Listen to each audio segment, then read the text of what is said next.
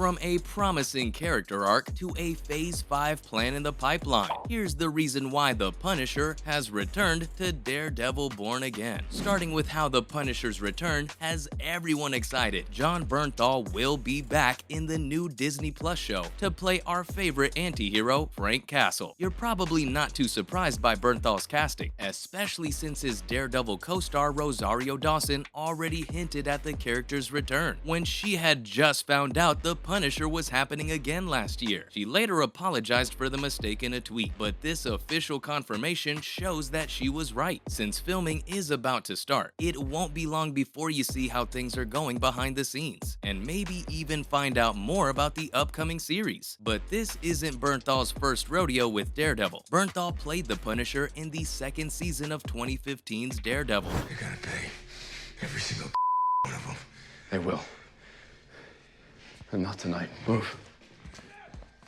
The Netflix show ran for 3 seasons before being canceled in 2018. The show was not canceled because of how well it did in the ratings, but because of that same old problem. Marvel's parent company Disney took back the rights to its movies and TV shows that were licensed to Netflix, and was getting ready to launch its own streaming service, which became Disney Plus. Before Disney Plus came out, Bernthal's Punisher had his own spin-off show with the same name. It ran on the streaming service for 2 seasons and ended in early 2019. But wait, that still doesn't reveal anything about Daredevil and the Punisher's relationship. Yeah.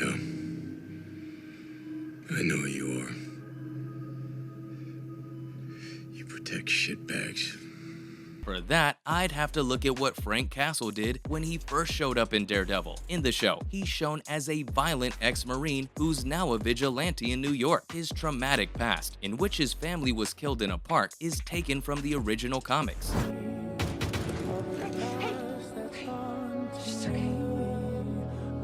didn't just hear that laughter, But it turns out that the killers were part of a bigger plan put together by Castle's former commanding officers, both of whom were corrupt and codenamed Blacksmith and Agent Orange. The Punisher turned himself into a one-man army to punish the bad guys, but Daredevil didn't like how he killed people. Still, Murdoch defended him in court after he was arrested.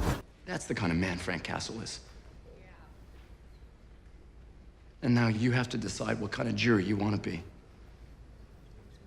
But Castle was able to get away from jail in the end after finding and killing Blacksmith. You taught me that. You stupid son.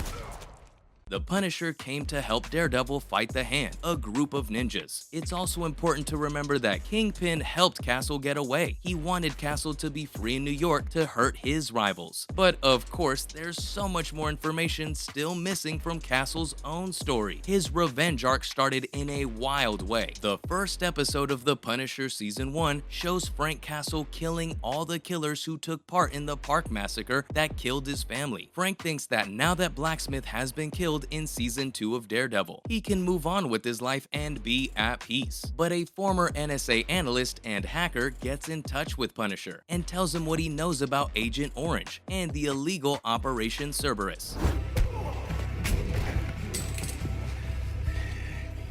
That's what Castle was a part of when he was a Marine. Castle's family paid the price for him speaking out against the illegal things that were going on. Then he gets involved in a bunch of other crazy things, like dealing with Jigsaw and helping out Homeland Security. He even tries to live a life of peace somewhere down the line. Unfortunately, trouble just seems to follow Castle wherever he goes. So, of course, that got me thinking about where the show would pick up from. Let's go back to where they left him at the end of Season 2 of The Punisher. At the end of The Punisher Season 2, Frank Castle did not try to live a peaceful life again. Instead, he embraced his role as the Punisher in the MCU and his ongoing fight against criminals. Smoking? I didn't call. Oh, you want is that what this is?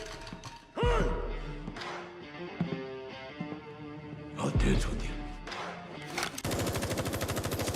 Now that his backstory and personal grudges have come to an end, the version of the Punisher at the end of his Netflix show is very similar to the Castle from the original Marvel comics. So this is the version that Daredevil Born Again will hopefully show. The Punisher also got a call from Agent Madani, who recently joined the CIA. What do you want? I've got a very bad man with a target on his back. Needs a good man to take the shot. So what happened?